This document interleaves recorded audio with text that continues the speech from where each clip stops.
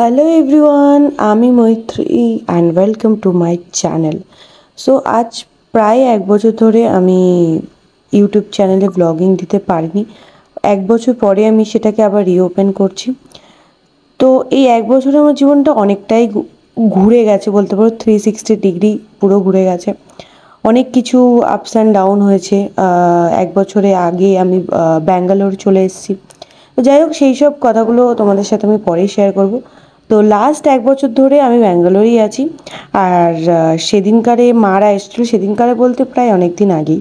আর আমি ভিডিওটা এডিট করে রেখেছি, কিন্তু ভয়েস ওভার দেবো আমি সময়ই পাচ্ছি না।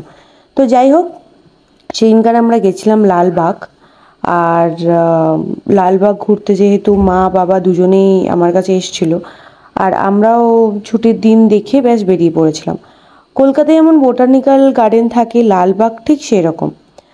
আমি যে লোকেশনটায় থাকি সেখান থেকে মেট্রো করে ওই 10 থেকে 15 মিনিট লাগে। লালবাগ মূলত নানা রকমের রং বেরঙের ফুল দেখতে পাওয়া যায়। আর কিছু কিছু এমন গাছ আছে, অ্যাকচুয়ালি সেটা দেখে মনে হয় যে ওটা যে অ্যাকচুয়ালি কত বছরের পুরনো সেটা অ্যাকচুয়ালি কিন্তু ধরতে পারা যায় না, অনুমান করা যায় 100 বছর কি তার থেকেও বেশি। আর যেসব বাঙালিরা ব্যাঙ্গালোর থাকো এবং জানো না যে কিভাবে ব্যাঙ্গালোরের লালবাগ যাবে, লালবাগ যাওয়াটা কিন্তু খুবই ইজি। যে কোনো তোমরা যদি নিয়ার বাই মেট্রোর কাছে থাকো, এটা তো আমার মেট্রোর খুবই কাছে, নিয়ার বাই যদি মেট্রোর কাছে থাকো তাহলে মেট্রো স্টেশনে গিয়ে লালবাগের টিকিট কেটে তোমাদের গ্রিন লাইনে যেতে হবে। ব্যাঙ্গালোর মেট্রোর মোটামুটি আগে 2টো লাইন ছিল, একটা গ্রিন লাইন একটা পার্পল লাইন। আর এখন আবার একটা নতুন লাইন হয়েছে, সেটার রংটা আমি ঠিক মনে নেই। তো এইটা হচ্ছে গ্রিন লাইনেই পড়ে। আর ব্যাঙ্গালোরে যাওয়ার বেস্ট সময় হচ্ছে নভেম্বর টু ফেব্রুয়ারির মিডিল অবধি। আমরা গেছিলাম ফেব্রুয়ারিতে। আর এখানে দেখো কত রং বেরঙের ফুল। আর এই যে কী যে আমাকে অ্যাক্টিং করে করে দেখাচ্ছিল, মানে আমি কি বলবো। যাই হোক, আমরা যখন লাস্টবারে গেছিলাম, মারা যখন আগের বছর এসেছিলো, মানে আমি যখন প্রথম ব্যাঙ্গালোরে আসি তার কিছুদিন পরে যখন মারা এসেছিলো তখন আমরা গেছিলাম, কিন্তু তখন না মার্চের সময় ছিল, ওই জন্য আমরা এত কিছু দেখতে পারিনি। আর তখন তো এত কিছু জানতামও না। পরে জানতে পারলাম যে এইটা একমাত্র, এই যে এত রং বেরঙের এত ফুল, এটা একমাত্র দেখা যায় শীতকাল অবধি। আর শীতকাল অবধি বলতে ওই ফেব্রুয়ারির মিডিল অবধি। আর এখানে দেখতে পাচ্ছ আমার মা বলছে আমাকে একটা রিল বানিয়ে দে। অ্যাকচুয়ালি ব্যাকগ্রাউন্ডটা এত সুন্দর আর জায়গাটা খুবই সুন্দর, সত্যিই সুন্দর।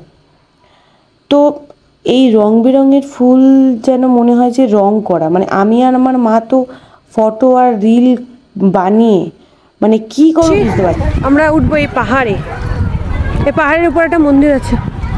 রোহন গানটা কর তাহলে। এই ইগল, ইগলটা দেখো কত ফটো তুলো ভাই।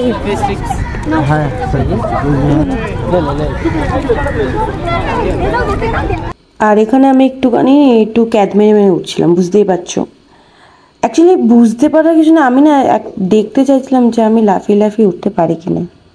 কারণ লাস্টবার আমি যখন গেছিলাম এত কষ্ট হয়েছিল আমার উঠতে, যে কী বলবো। কারণ এটা একটা পাহাড় তো খুব উঁচু, তাই আমি লাফিয়ে একটু উঠছিলাম, একটু মজাও নিচ্ছিলাম যে আমার লাফিয়ে লাফিয়ে উঠতে কতটা কেমন ভালো লাগে কিনা। নাহলে আস্তে আস্তে হাঁটতে গেলে অনেক সময় লাগতো। আর উপরে এই মন্দিরটা না কোনো ঠাকুর নেই, মিনিমাম এটা বুদ্ধর জন্য মনে হয় রাখা, কিন্তু এখানে কোনো ঠাকুর নেই, জাস্ট যায়। কিন্তু এটা একটা লালবাগের চিহ্ন, যে প্রত্যেকটা জায়গায় এক একটা চিহ্ন থাকে, এটাও একটা লালবাগের চিহ্ন। আর আমি এখন বলছিলাম যে প্লিজ আমাকে একটা ছবি তুলে দাও। আর আমার ক্যামেরাম্যানটা যা হয়েছে, রেডি হওয়ার আগেই ভিডিও করা ফটো তোলা এগুলো মানে শুরু করে দেয়। কী করব, জীবন তো সবাইকে নিয়েই মানিয়ে গুছিয়ে চলতে হয়, ওই জন্য আমি কিছু বলতে পারিনি, কিছু বলারও নেই। আর যেহেতু আমরা পুরো একদম সানসেটের পরে গেছিলাম, সরি সানসেটের সময় গেছিলাম, তো সানসেটটা এত সুন্দর লাগছে। আর এটা দেখো একটা লেক মতো, এখান থেকে জল আসছে, এত পানকৌড়ি। আবার ওখানে কিন্তু অনেক সাপও আছে। কিছু কিছু জায়গায় আমি ভিডিও বানাইনি, বোর্ড দিয়ে অ্যালার্ট করা আছে সাপ হইতে সাবধান।